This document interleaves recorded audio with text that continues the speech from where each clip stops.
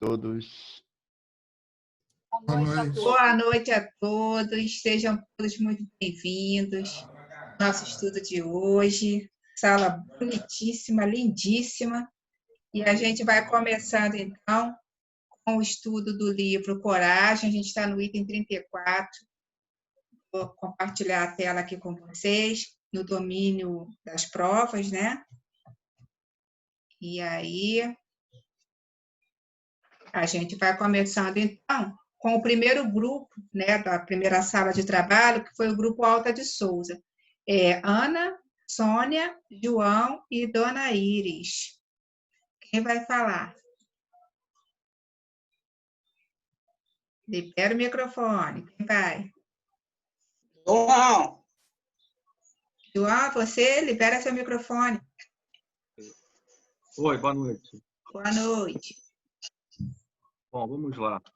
Longe de mim querer julgar nossas mães, né, nossa cultura, mas a gente tem uma tendência aqui, os latinos ou brasileiros, de às vezes querer realmente proteger demais, né? E às vezes quando você protege muito os filhos, eles podem, no exagero, se desvirtuar, né? Eu acho que a gente tem essa tendência.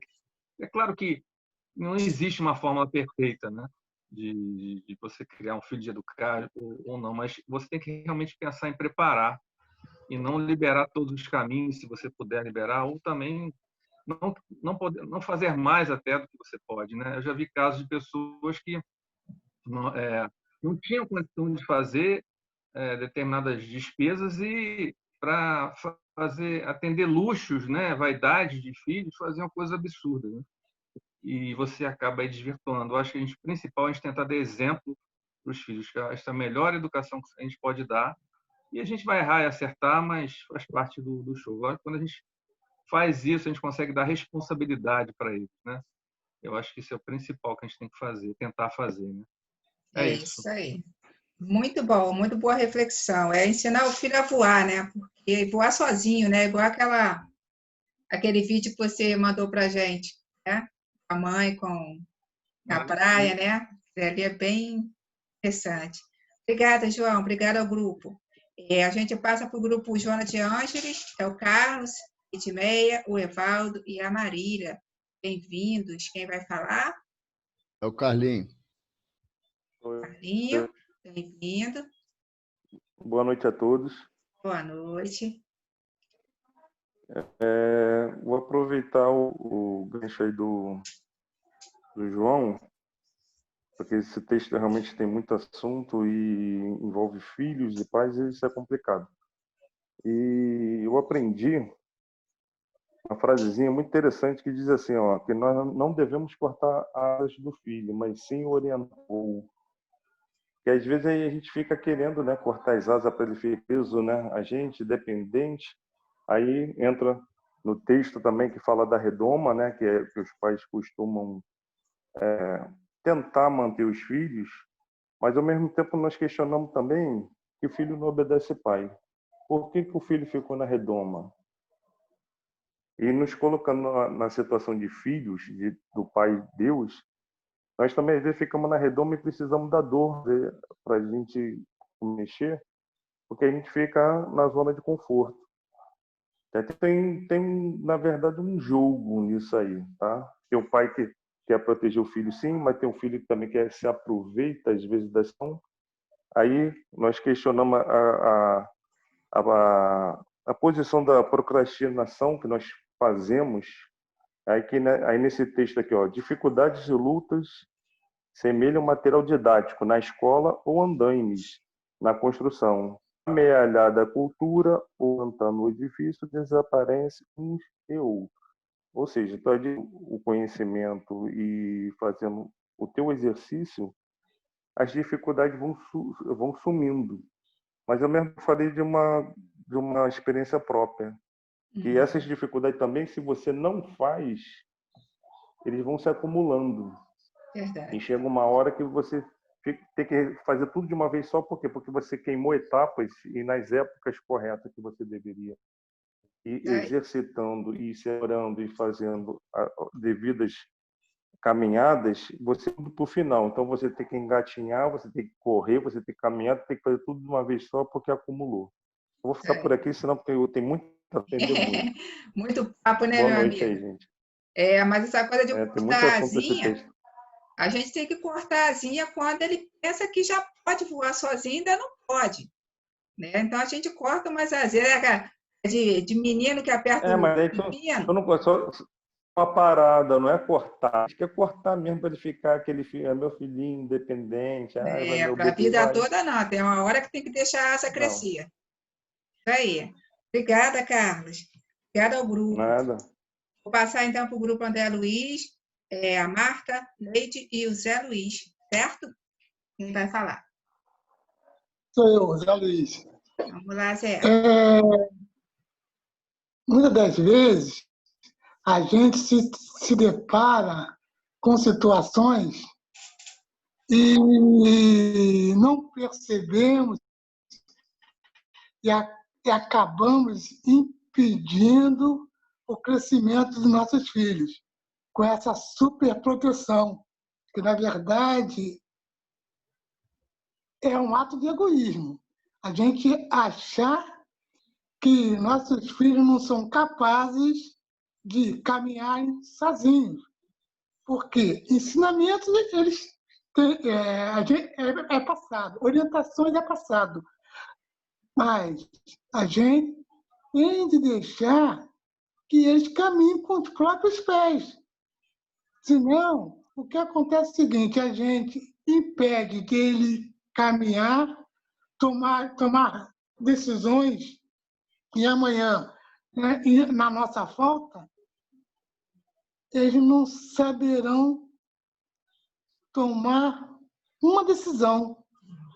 Então, muitas das vezes, a gente, achando que está protegendo, na verdade, nós estamos atrapalhando a caminhada dos Criando nossos problema. filhos. Orientação, entendeu? Então, quando é amor, a proteção. Não, não é amor. É super proteção, acaba sendo um egoísmo. Isso aí. É isso que eu tinha de falar. Muito bom, Zé. Falou tudo. Super obrigada aí pelos comentários do grupo. Passo para o Allan Kardec, a Marlúcia, Jorge e Inês. Boa noite. Quem vai falar? Boa noite, Adriana. Eu, Vamos lá, amiga. Marlúcia. Olha, o nosso grupo foi assim, bastante coerente, praticamente na mesma linha de pensamento nas questões, né? E aí a gente chegou à seguinte conclusão, de que Emmanuel, ele coloca que a encarnação e a reencarnação, elas são necessárias ao crescimento evolutivo do espírito, né? Porque as dificuldades e as lutas são semelhantes, ele faz essa comparação, aos andames de uma construção. São a base do aprimoramento do caráter.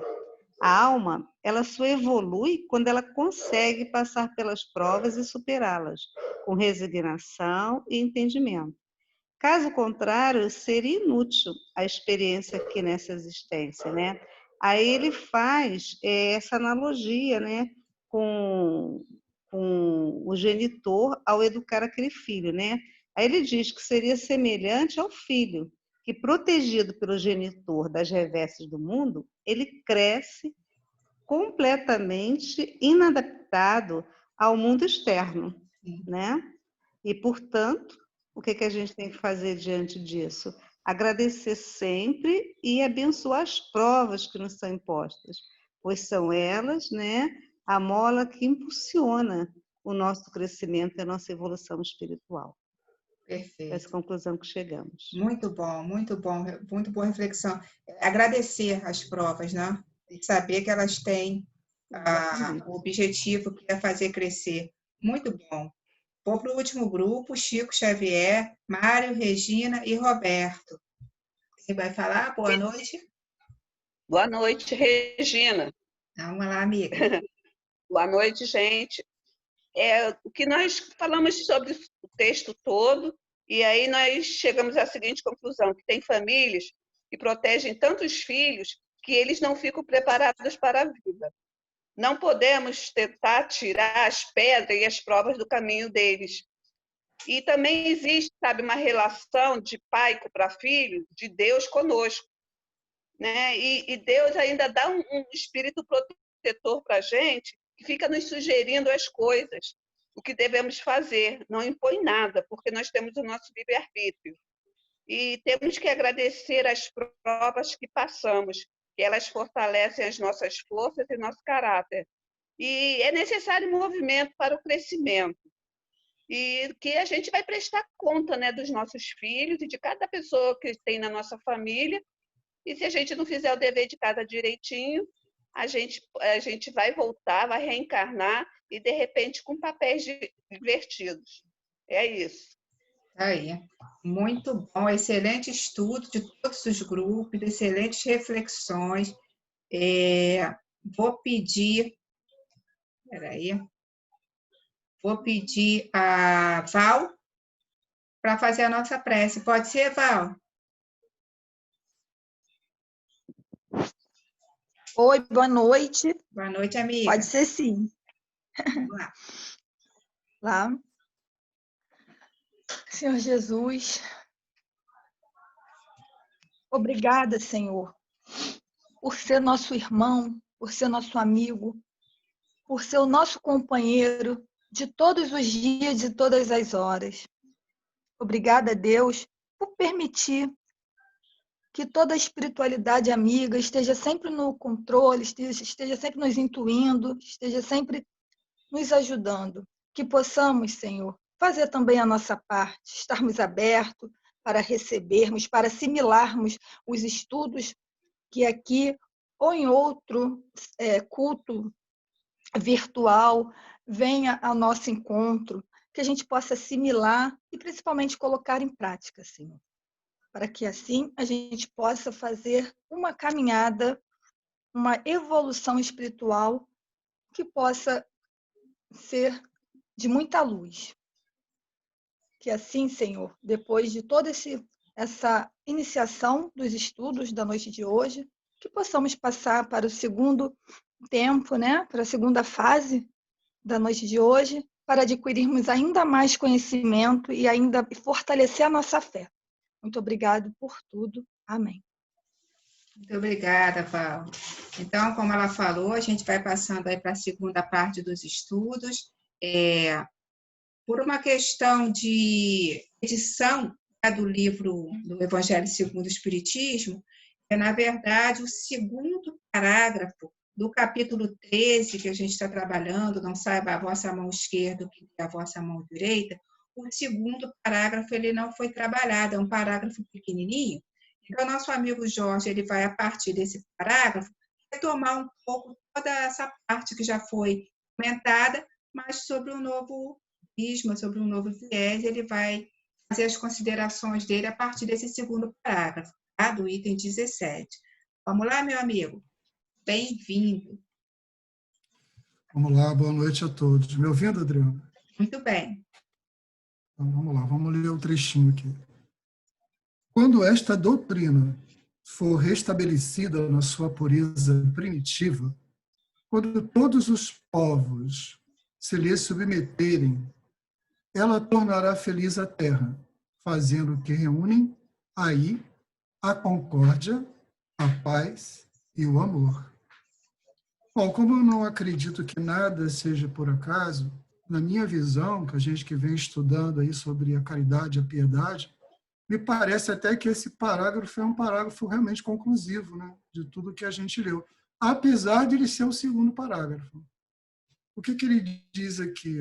Quando esta doutrina for restabelecida, vamos pensar aqui o cristianismo, né? A sua pureza primitiva, não aos dogmas, a riqueza que algumas igrejas tomaram ao longo do caminho, a radicalidade que algumas igrejas tomaram ao longo do caminho, mas a pureza do Cristo. Amai a Deus sobre todas as coisas e ao próximo como a si mesmo. Isso resume toda a Torá, isso resume todos os profetas, foi o que Jesus disse. Quando todos os povos lhe submeterem, ela tornará feliz a terra. Não é isso que a gente estuda? Não é isso que está prometido para nós espíritas? Um planeta de regeneração, a caminho de um planeta feliz, é isso que a gente acredita, é para isso que a gente trabalha todos os dias, fazendo que reine a concórdia, a paz e o amor. É o que a gente espera que a gente encontre no mundo feliz. Concórdia, paz e amor. Muito interessante, porque parece que realmente esse parágrafo está resumindo tudo que a gente estudou sobre caridade e sobre piedade, né? E aí eu lembrei de algumas coisas. Pai, tende piedade de nós. Quantas vezes Jesus encarnado, ou agora lá, no plano mais elevado, ele nos conta essa voz. Filho de Davi, tende piedade de nós. Quantas vezes, isso não foi citado no Evangelho, isso significa dizer, me acuda, me ajude, olha por mim, me enxergue, faça por mim. Como foi muito bem dito pelo Rodrigo ontem, a diferença entre piedade e caridade, a piedade é o móvel que leva à caridade, né? E a gente discutiu muito isso aqui também. Acho que eu lembro bastante o Roberto tocar nessa tecla ao longo de todos os cursos de caridade, incluindo da piedade. Apesar de eu ser um amante de que todo tipo de caridade é válida, né, a gente realmente não pode deixar de entender isso, né? Se tiver que fazer, faça intensamente, por um que seja, mas faça com sentimento de piedade e amor. Aí sim a gente vai estar praticando a verdadeira caridade. Isso é muito semelhante a uma bomba potente, uma carga de energia potente que cai num determinado centro. Se for potente o suficiente, vai se espalhar por quilômetros, né? Agora, se for uma coisa superficial, mecânica, como o Roberto sempre falou, que é mecânico para quem dá e mecânico para quem recebe, talvez não tenha um impacto, vai atender aquela necessidade temporária, mas não tem impacto da transformação. Essa é a grande proposta, né? E aí, eu lembrei aqui de uma parábola que, inicialmente, ela não tinha esse objetivo, né, onde ela foi colocada. A pergunta do fariseu foi, Jesus, então, quem é o próximo para mim? E Jesus contou a parábola do bom samaritano. Mas eu acho que, para essa situação em que a gente vem martelando tanto na tecla da caridade, da piedade, ela se aplica também. Vamos lembrar da parábola do samaritano, né? Que tinha um caminho lá para Samaria, da Judéia para Samaria, que era um caminho bastante perigoso. As pessoas que andam para aquele caminho rápido tentavam evitar uma série de perigos, e passam lá 2 sacerdotes e não olham a pessoa que tinha acabado de sofrer um assalto e roubaram as coisas, feriram e machucaram a pessoa. Mas o samaritano, que está indo pelo mesmo caminho, que é tão perigoso quanto para os outros que não pararam, ele para, né? Mais do que parar e se colocar em perigo também, porque ele sabe que houve um assalto ali, feriram uma pessoa, ele tratou as feridas daquele que sofreu o assalto na hora. Ele tirou o óleo que ele tinha lá do cavalo dele, das coisas dele, tratou na hora. Além disso, não satisfeito, ele colocou a pessoa que estava mal no cavalo dele e levou até a cidade mais próxima. Não satisfeito, ele pôs a pessoa numa estadia, naquela estadia supostamente que ele tinha condição de colocar. Não satisfeito, ele pagou pela estadia daquela pessoa, pelo tempo que aquela pessoa fosse necessária, e pediu ao dono da estalagem que cuidasse dele. E não satisfeito, ele falou, quando eu voltar para ver essa pessoa, o gasto que ele tiver cometido a maior, aí eu vou te pagar.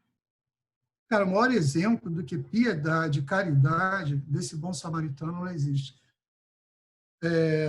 E quantas vezes nós estivemos no caminho de Samaria, vivemos essa situação de perto e não agimos. Em todos esses capítulos, em todas essas situações que o bom samaritano agiu. É uma parábola que era para explicar, como o fariseu perguntou, mestre, então quem é o próximo? Mas serve muito bem para esses capítulos que a gente vem estudando sobre caridade e piedade.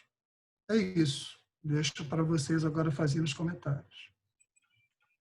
Muito bom, Jorge. E todo esse processo que você mostrou, né, do samaritano, a gente tem que realmente trazer como exemplo para as nossas vidas, porque eu digo sempre, né, que o brasileiro, todas as vezes que acontece assim, uma grande tragédia, vamos ajudar, todo mundo ajuda, mas ajuda só naquele momento. as pessoas esquecem que existem outras situações decorrentes daquele momento que ficam por anos, às vezes, a pessoa sem casa, sem escola, sem comida, mas no momento nós nos juntamos e ajudamos. Mas e o depois? O processo, as consequências. É isso aí, o samaritano ele se preocupou com todo o processo. Então, que a gente possa tomar isso como exemplo para a nossa vida. Ajudou ali no desespero, continua procurando saber como é que está aquela família, procura, né, dar um apoio, fazer um atendimento fraterno e acompanhar até que aquela pessoa possa se reerguer sozinha. É isso que a gente precisa aprender a fazer. Eu acho que ainda fazemos muito pouco. Muito obrigada, excelente reflexão que você fez sobre essa parte, né? E trazer a parábola do bom samaritano foi excelente. Muito obrigada, Jorge. Já tem aqui uma fila, eu adoro quando tem fila, gente. Vocês adoram uma fila, sou bem brasileira. Roberto, meu querido, vamos lá. Boa noite. Liberou aí, Roberto? Agora foi. Perdão, peraí. Foi, agora foi. Boa noite, pessoal. Tudo bem? Foi excelente, né, o estudo do Jorge. Ele fez essa reflexão do samaritano e eu quero... estava aqui pensando, né, uma página que nós lemos outro dia, sobre a piedade, né? E aqui fala que a piedade é a virtude que mais nos aproxima dos anjos, né? E é exatamente isso que os espíritos superiores sentem em relação a nós. O Emmanuel nos chama a atenção, quando Jesus chamou os apóstolos, que além de nós termos piedade daquela pessoa que foi a vítima, nós temos que ter piedade também, como os espíritos superiores têm, por aqueles que forem diferentes, por serem criaturas que ainda vão ter necessidade de vivenciarem dores que vão fazer-o despertar para esse sentimento, e também até por aquela criatura que foi o bandido que causou aquilo. Então, nós temos que lembrar que a piedade é o sentimento que os espíritos superiores têm em relação a nós. Por isso é que eles não ficam zangados conosco. Muito bom. Eles ficam tristes, né? Eles querem que a gente entre no caminho certo. Muito bom, Roberto. Excelente, obrigada. Vou passar para a Val. Oi. Oi. Essa semana passada, né, eu estava até falando algo parecido com o Jair. Esse tema é uma coisa que caridade, amor, o meu pelo próximo, é uma coisa que eu gosto muito, né? É um assunto muito gostoso de se discutir, né? E aí eu estava falando para o Jair, meu irmão pediu uma ajuda a ele, e ele foi lá na casa do meu irmão ajudar. Só que chegou lá, meu irmão não tinha ferramenta, não tinha dinheiro para comprar as coisas, enfim. Eu sei que o Jair ficou envolvido de 8 horas da manhã até 10 horas da noite, indo na rua, indo lá uns 2 dias, e se preocupando e ligando, não sei o que, enfim. Quando terminou tudo isso, eu falei assim, você fez a verdadeira caridade hoje, assim. Essa semana você está tão envolvido e tão feliz com essa situação de um simples pedido do meu irmão e você, uma coisa foi levando a outra e a outra e a outra, que, olha aí, ó, a verdadeira caridade é quando a gente se acaba se envolvendo, né? A gente não vai lá e faz só o que é necessário ou o que se pede. Isso também é bom, não tem nada de desmerecer. Mas quando você se envolve, né, como o Jorge, né, falou aí, né, do samaritano, enfim, eu acho que assim, muito legal, né? Que nem também a Néia uma vez contou da história dela, tal. Eu acho que ali você está dando não só o material, você está dando sua energia, você está dando seu tempo, você está dando tudo que você tem, né, de melhor dentro de você. Muito bom, Val. É aquilo que a gente vem falando, né? É processo, é desenvolvimento do amor, desenvolvimento. A gente também, no momento da nossa vida, nem teve ação para ajudar. Ficou parado, como eu disse, daquele atropelamento lá que eu vi, eu fiquei parada. A gente vai aprendendo até chegar o momento que o Jair está chegando, aí a gente já está se envolvendo naturalmente, ele não está fazendo racionalmente, ele está fazendo com coração. Muito legal o exemplo. Obrigada, Val. Evaldo, meu amigo, bem-vindo. Boa noite a todos. O Jorge buscou uma associação que você foi muito feliz, tá, Jorge? Que Jesus continue te abençoando por isso. Porque quando você puxa a parábola do samaritano, associando esse final para que reine aí a concórdia, a paz e o amor, a gente tem que... É o nosso movimento. Tem uma página de Emmanuel, sabe, Jorge, que Emmanuel fala que apenas 2 personagens não são nominados nessa parábola: o homem caído e os malfeitores. Sabe? E a gente passa batido pelo homem caído e pelos malfeitores, como o Roberto falou. Porque o Dr. Bezerra diz que pedir por aquele que sofre é o instinto da nossa piedade, mas pedir por aquele que faz sofrer é o complemento da caridade. Então, quando a gente busca atender a necessidade de todos os envolvidos, não apenas aqueles que nós olhamos, é que nós estamos tendo um olhar mais abrangente para a necessidade de todos. E uma outra pedaço da parábola que sempre me chama muita atenção é que Jesus diz que o samaritano foi tocado de compaixão. Ele não tinha, foi estimulada a compaixão, estimulada a piedade, mas tinha o elemento básico, que era o desejo de fazer o bem. Então, a espiritualidade complementa a nossa dificuldade. Mas muito bom. Obrigado. O que a gente falou ontem ou anteontem também, né? Eu não lembro exatamente quem falou, que Jesus veio não para os sãos. Eu acho que foi o próprio Rodrigo que falou ontem, né? Ele veio para os doentes, e esse assaltante, esse bandido, ele é um doente, né? Então, Jesus veio para ele. Muito bom você lembrar isso. Obrigada, Evaldo. Carlos, meu amigo.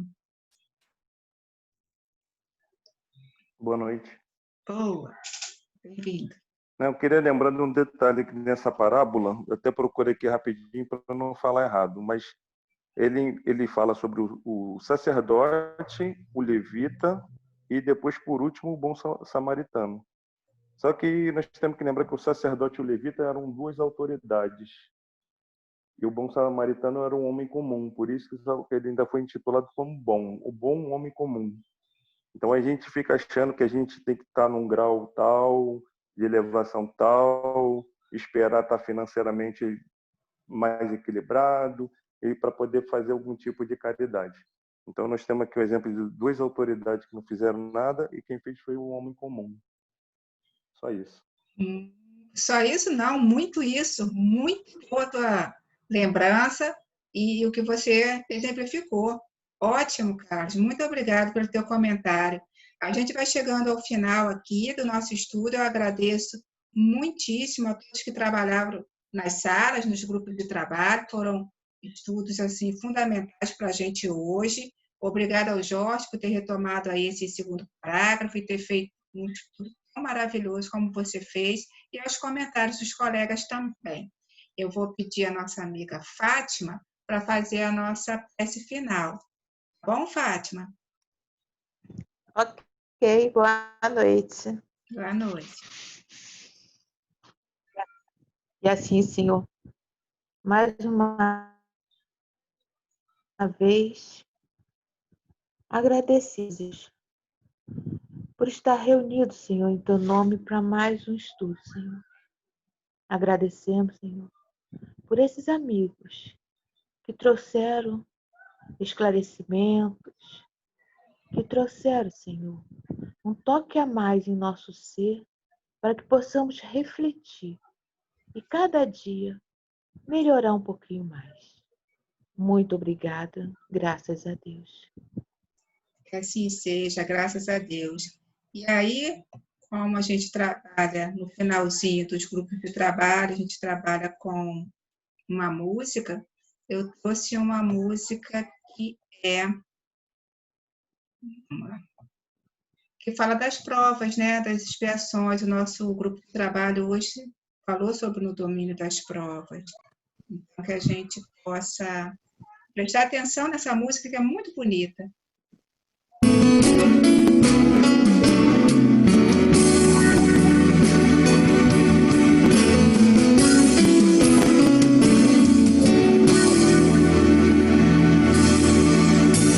Somos espíritos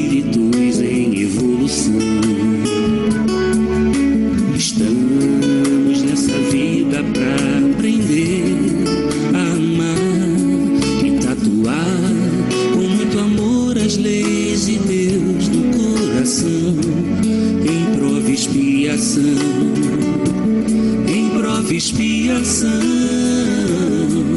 Que Jesus nos ilumine nessa caminhada, pois estamos nessa estrada pra aprender a viver e elevar o nosso espírito a tal sublimação, buscar regeneração, buscar regeneração. Temos muito por fazer, como aprender a nos doar, amparando nosso irmão e resgatando ao coração o amor de Deus, amparando nosso irmão e resgatando ao coração o amor de Deus,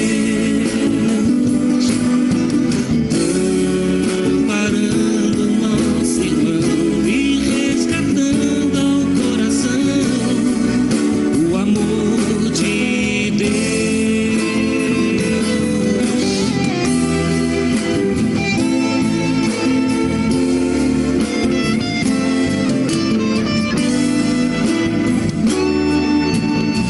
Somos espíritos em evolução, estamos nessa vida pra aprender a amar e tatuar com muito amor as leis de Deus no coração, em prova e expiação, em prova e expiação. Que Jesus nos ilumine nessa caminhada, pois estamos nessa estrada pra aprender a viver e elevar o nosso espírito a tal sublimação, buscar regeneração, buscar regeneração. Temos muito por fazer, como aprender a nos doar, amparando nosso irmão e resgatando ao coração o amor de Deus, amparando nosso irmão e resgatando ao coração o amor de Deus, amparando nosso irmão e resgatando ao coração o amor de Deus, de Deus, de Deus. É isso aí, gente. Que a cada dia a gente aprenda a amar um pouquinho mais o nosso irmão. Estou liberando os microfones para que a gente possa se despedir. Muito grata pelo estudo de hoje, excelente. Um beijo, Boa noite gente. a Fiquem com todos. Deus. Até Boa amanhã. noite. Boa noite, pessoal. Boa noite a todos. Vamos com Deus. Ana hoje ficou tão quietinha que eu fiquei até preocupado, cara. A Ana está muito Quem? quieta. Trabalhou Ana. muito. É que hoje ela trabalhou muito, Evaldo. Não, mas aí trabalhou, mas não foi falando. Podia falar um pouquinho agora também. Pô, mas Valdo, que saudade de você! Beijo O baixinho, no o gigante coração. baixinho.